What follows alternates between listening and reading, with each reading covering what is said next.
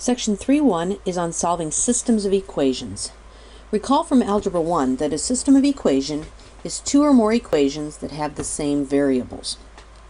To solve a system of equations means to find the values of the variables that make all equations true. For right now we're going to be solving two linear equations with two variables, and so we're going to be looking for the value of x and the value of y that works in both of the equations. You'll also recall from Algebra 1 that there are three methods of solving. One is graphing, the second is substitution, and the third is elimination. So let's take a look at this one here. We're going to solve this system of equations by graphing. We have x plus y equals 3 and negative 2x plus y equals negative 6. So in order to graph each of these, I'm going to rewrite them in slope-intercept form. That is y equals mx plus b form. So my first one becomes y equals negative x plus 3. And my second one becomes y equals 2x minus 6. And just to make it a little easier, I'm going to do these in two different colors. I'll do this first one in pink. So I'm going to begin graphing with my y-intercept of 3. And then I will move with my slope, which is negative 1, which means down 1, right 1. Or up 1 and left 1. And I'm going to be very precise and do a lot of dots for my line. I'm not just going to draw two dots, slap down a ruler, and draw a line, because I'm looking for the exact point where these two lines are going to intersect each other. Okay, so let's do our second one here in purple.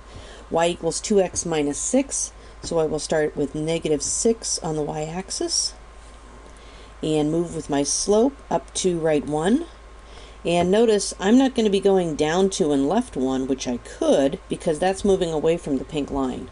So I'm just going to keep going up 2 and right 1 until the lines cross, which is right there. And I'll do just a few more for good measure. Now I've found the point where my lines cross. Just to make it look neat, I'll go ahead and draw in those lines.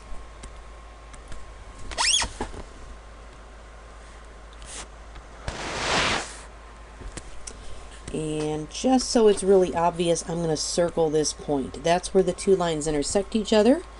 That is the ordered pair 3, 0.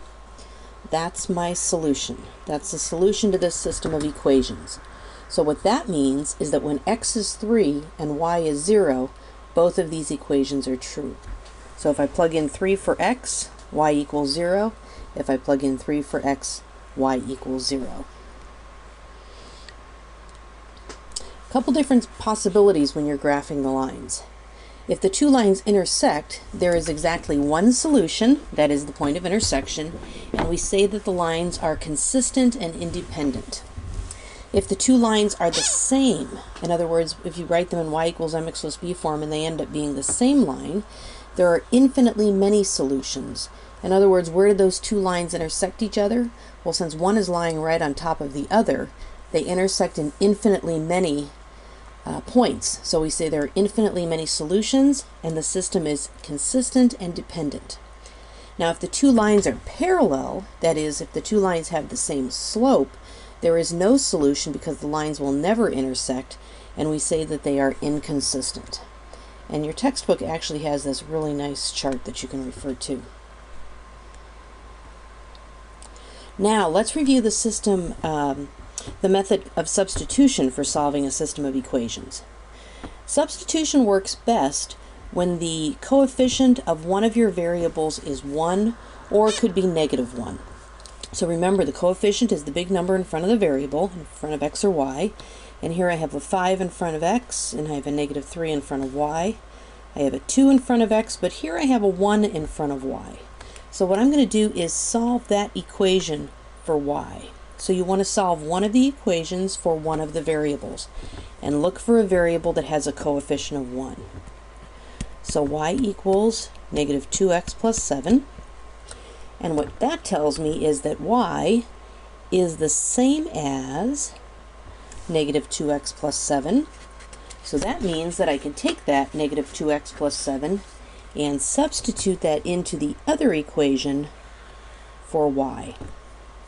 So I'm going to rewrite my first equation 5x minus 3, and instead of y, I'm going to substitute negative 2x plus 7, and that equals 23. So what I did was I solved one equation for one of the variables, and then I took what that variable equaled and plugged it into the other equation.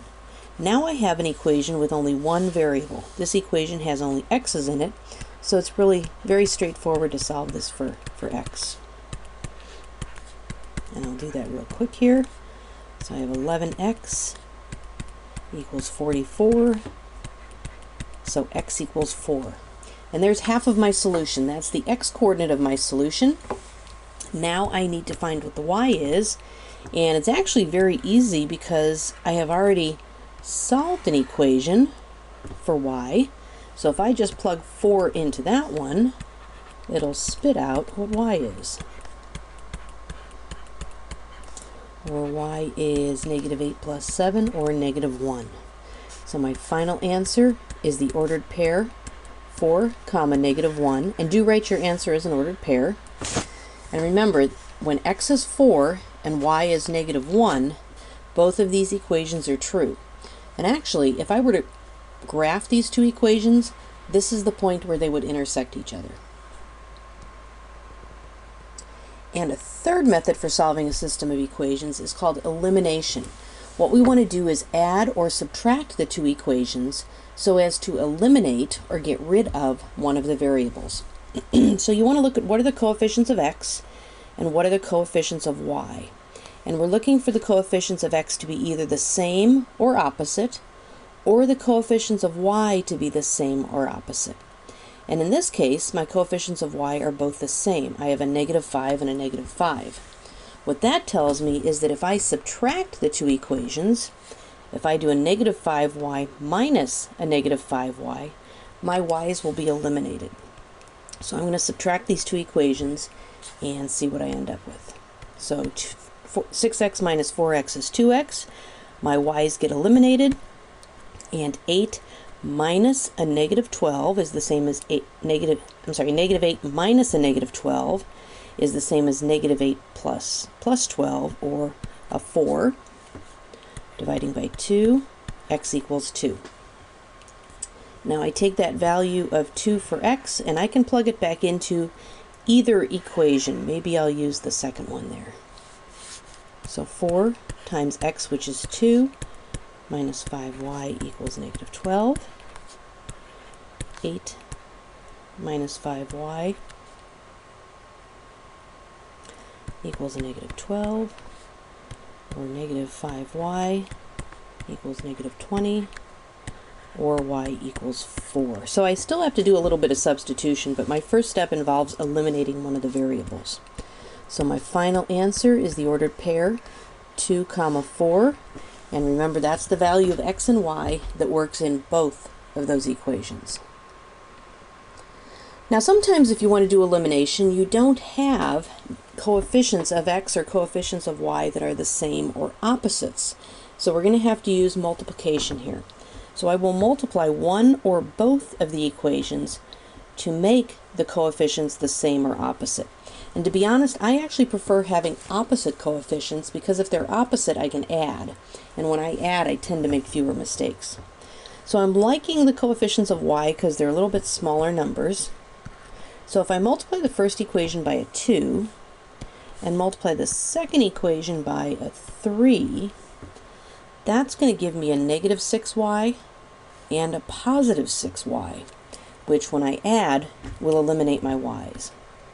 So let's go ahead and distribute 3 times.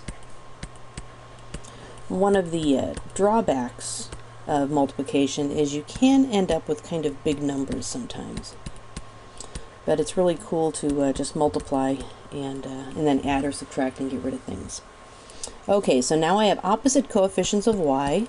So I'm going to add these two equations. And I get 31x equals a negative 31. So x is equal to negative 1. And I'm going to take that negative 1 and plug it into any of the equations I have. I'm not going to use these two up above because those are kind of big numbers.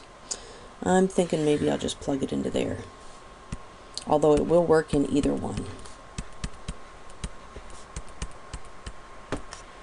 So negative 5 plus 2y equals negative 3, or 2y equals a positive 2, or y equals 1. So my final answer is the ordered pair, negative 1, comma 1. And your textbook has an excellent chart that shows the best time to use each method. We didn't talk about the table method. I honestly had never seen that before, and I don't think it's such a good idea. Graphing's a good way to estimate a solution, it says.